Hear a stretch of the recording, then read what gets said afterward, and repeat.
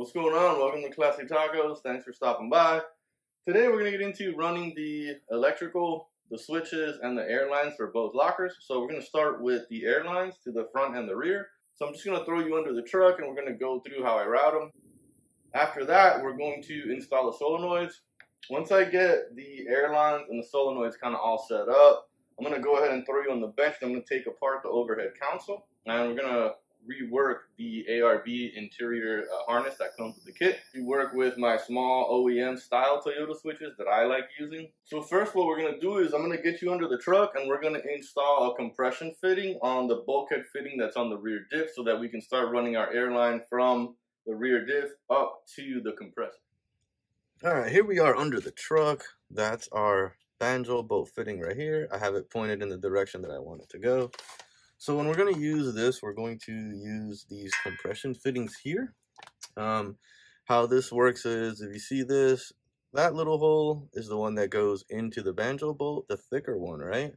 You're going to, this little brass compression fitting slides into here. Then this gets bolted down with the line in it.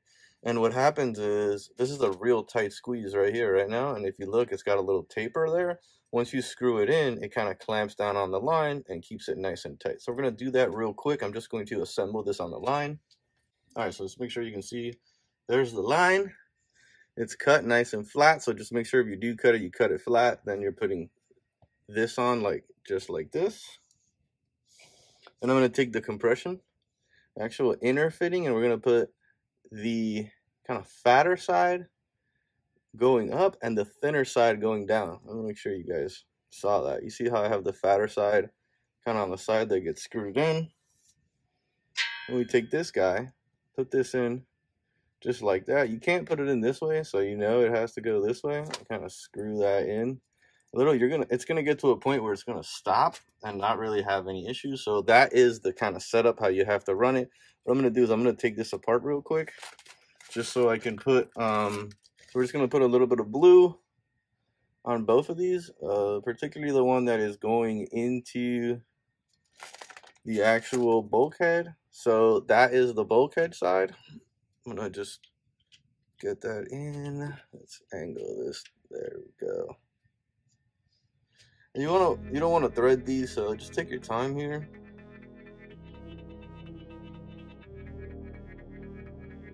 I feel like that is nice and tight. Now I'm taking the fitting, and if you look inside of there, you can see, if you look inside of there, you see the brass fitting. So we're taking the hose, pushing the hose down, making sure that gets in there, and then throw this in right here. And we're gonna start to tighten this one up while I'm kind of pushing down on the line here. I feel good right there.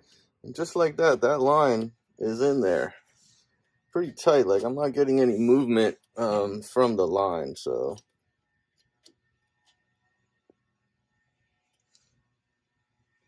perfect. All right, so at this point, the bulkhead fitting and the line are set up. Now it's just routing it exactly where we want, and you can see that's the kind of beauty of this. It gets to move around. All right, so real quick, here's a quick checkup. This is in and done, pointing this way. I have it running right here and then into zip tied into this bracket. Yeah, I should let everybody know today's gonna be a heavy zip tie day. So zip tied into here. Then if you look here, enough play here for drop. You just want to make sure you have enough play. So I just kind of followed this up into this bracket. So it's attached here. It's curving kind of right above the tank here. Also a little bit of play here in case it ever gets too tight. And then touched right in here. And we're basically just going to kind of follow the tunnel of the drive shaft straight up to the front and then above the frame over to the passenger side. So let me get that done and I'll show you that. So starting in the back, kind of coming up, you can see it in the tunnel. Then it's tied in to that frame support. It goes over this one, over this frame support here, then onto the emergency brake. From right here, it goes onto the emergency brake one more time here, over the drive shaft here, which we have a ton of room, so no real issues. I tied it in here, in behind the heat shield, so it's not too close to the muffler. And then from here, we're tied in behind the lines that I already have. And then from right there, shooting straight up. So there is one spot where I think it's a little just too close, and that's right here. But I got an idea that we're going to run through there. But first, we're going to go on the bench and install a line for the front locker. I really wanted you guys to see this on the bench because there is a little bit of interference between the line and that temp sensor, so this is just how I got past that. Then we take the hose, and we take this fitting goes over the hose like this, and then this is a furrow with the thin part going down. So we're going to drop the hose in, put that in, and then screw this bad boy on here, like this.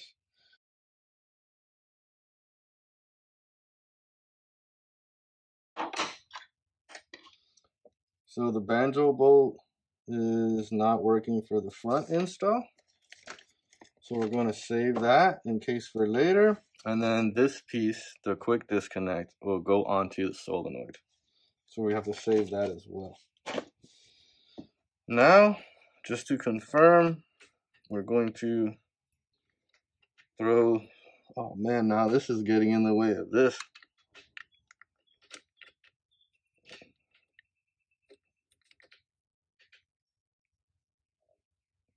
So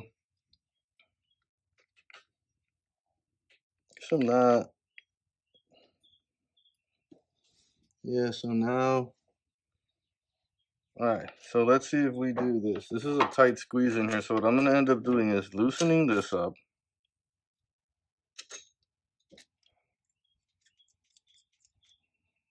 Loosen up the compression sleeve. Slide the compression sleeve up and out, right? Get this in.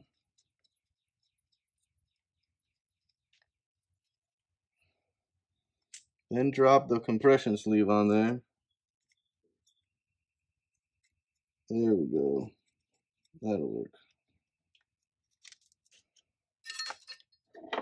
So let me tighten this guy up real quick.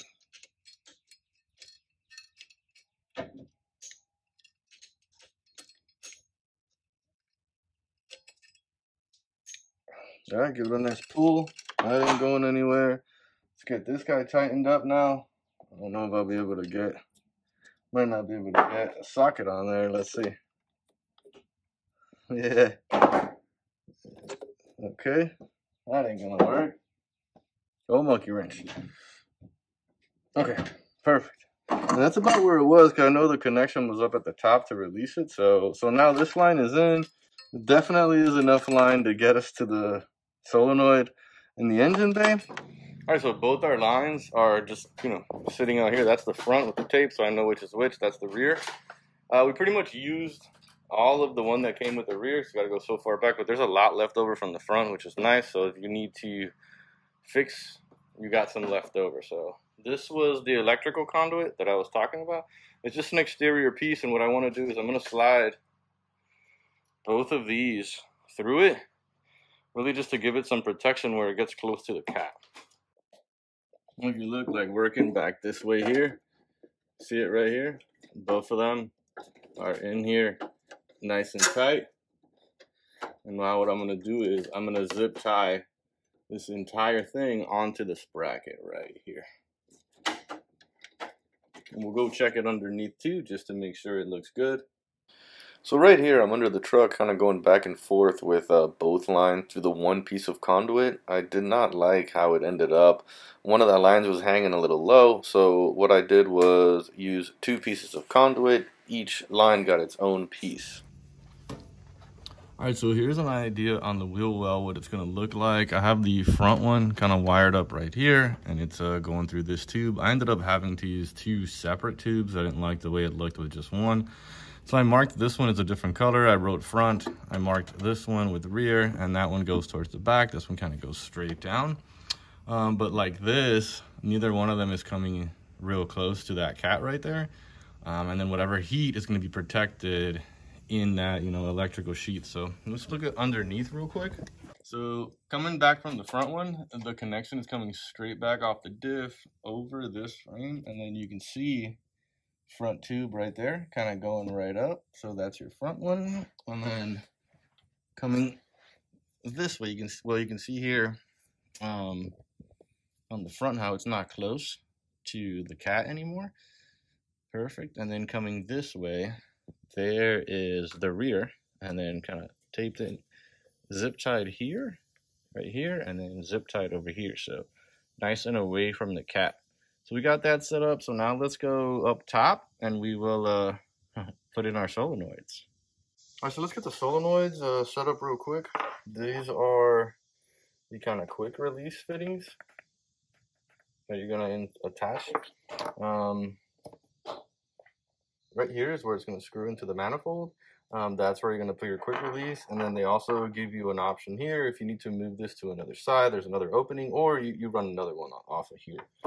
Let me do just a little bit of blue, just a tiny little bit on both of them. All right. Just get them in nice. You just want to make sure that they go in nicely. They do have like a little O-ring there, so it should go in pretty easy. If it feels really rough, you just back it out and do it again. Like, just take it easy. And these are 12s. Right there, I can feel kind of the O-ring kind of compress.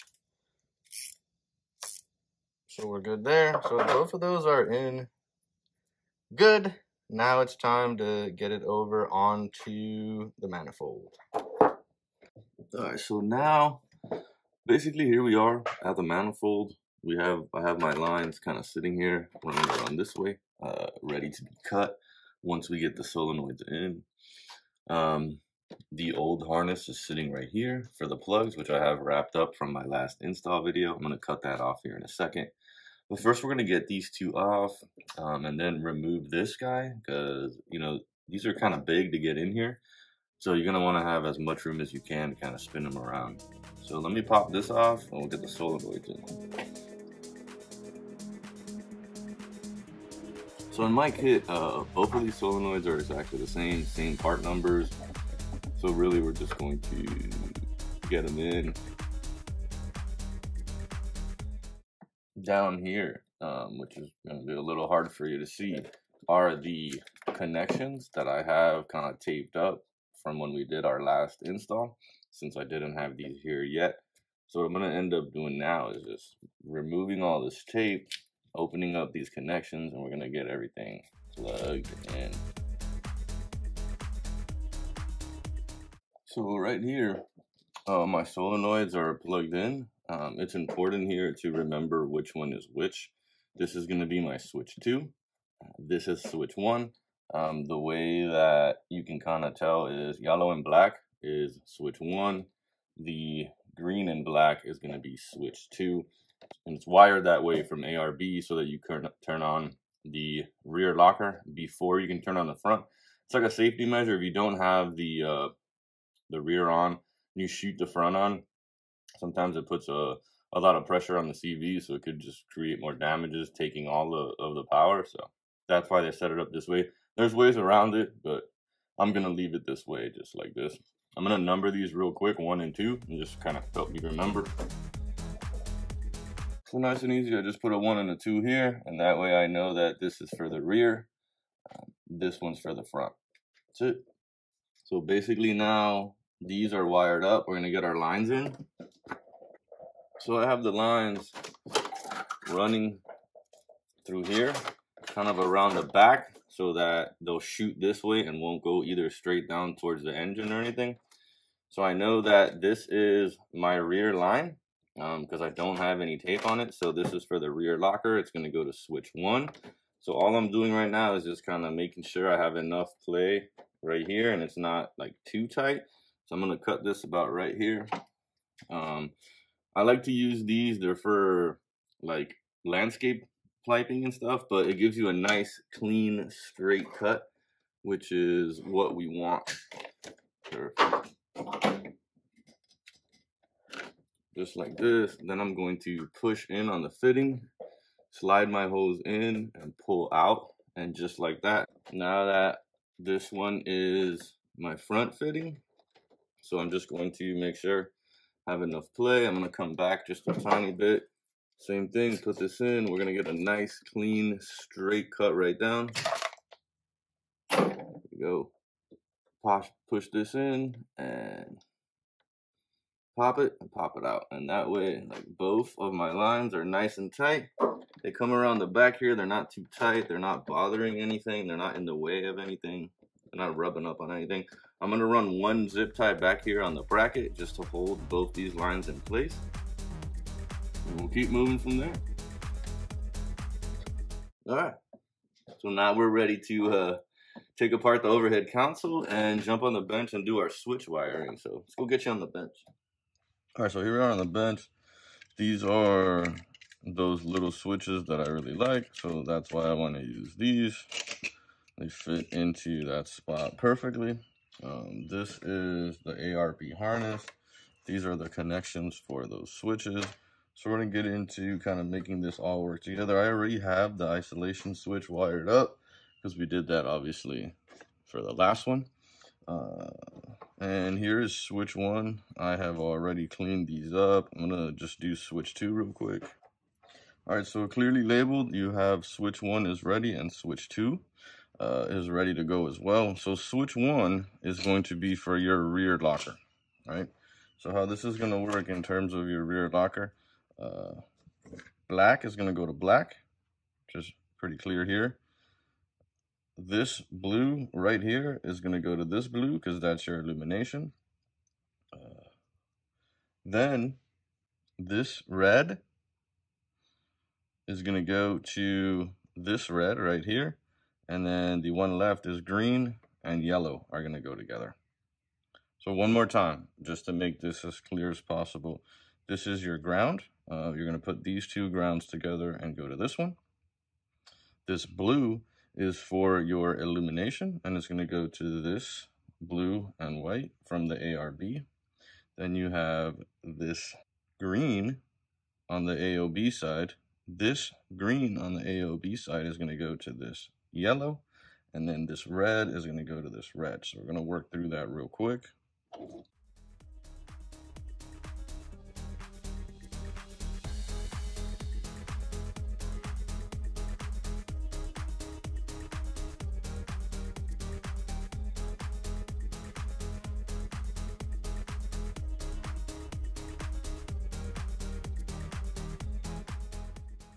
Alright, so I just realized while I was editing this that I did not stop for switch number 2 and break it down for you. So switch number 2 is ARB yellow to AOB red, ARB dark green to AOB green, blue to blue, and black to black. So it's very similar, it's just that switch 2 has that dark green one. Right now our switch harness is pretty much ready to go. There was one thing I had to do, which was cut it off from the main power supply, because I was hoping that these were on the other side of the plug, but they weren't. But I'm going to hook this up inside so you don't have to watch that. These are now ready to get plugged in. I just grabbed the overhead console and I'm popping in the new switches right now. There you go. So you can see what that looks like. It's clean. It's in there nice. We're going to go get this all back in the truck now. So quick update. I had a little troubleshooting incident here, and I had like the compressor stopped working and then my light stopped working. So I went through all of the fuses. The illumination stopped working too. So I'm like, what the hell is going on? So I pulled up some different switches that I had, you know, and I tried to test between the CH 4x4 and the AOB switches. I checked all the lines. Everything looked good. I checked again the wiring, and I'm like, man, what is going on? I checked the fuses in the fuse box. I checked the fuses in the engine bay. Everything seemed okay, and I was like, well, I'm just gonna have to break open the compressor now and figure out if, you know, whatever relay or fuse in there went.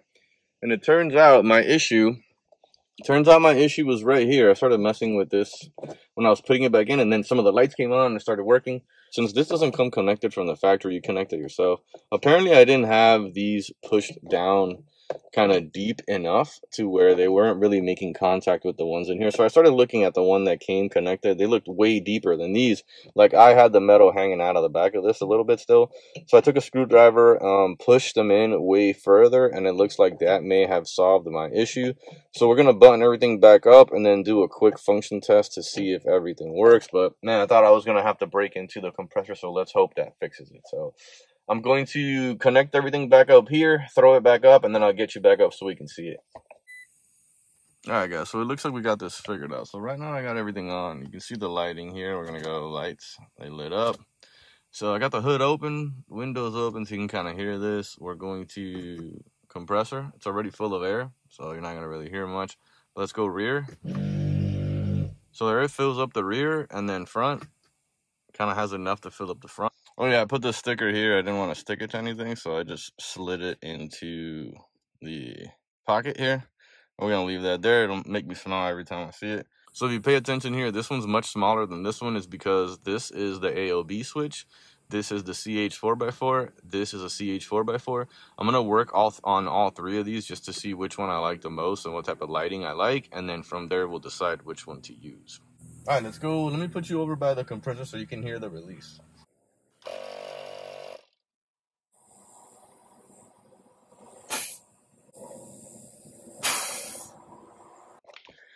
So there's one more thing. I just wrapped everything up, put everything away, kind of cleaned up in here a little bit, but I forgot to mention one thing. When I was down under the truck, kind of listening for air leaks with the lockers on, it sounds like you might have an air leak, but just rule out the fuel pump. So if you put your ear up against the gas tank, you'll hear it, and it sounds so freaking loud. So it almost sounds like you have an air leak. So just kind of rule that one out before you go crazy searching for a leak. Make sure it's not your fuel pump inside the gas tank. So just wanted to make sure you guys knew that. Hopefully that worked out. It all made sense. That's kind of what you're left with. And then inside, you know what that looks like. It did take some time and some research to make sure I ran the wires right. And then that one plug that didn't kind of plug in all the way really kind of threw me for a loop. So I'm like, hey, what else could it be? But if you have any questions, let me know down below. As always, thanks for watching. Don't forget to like and subscribe. You guys be safe out there.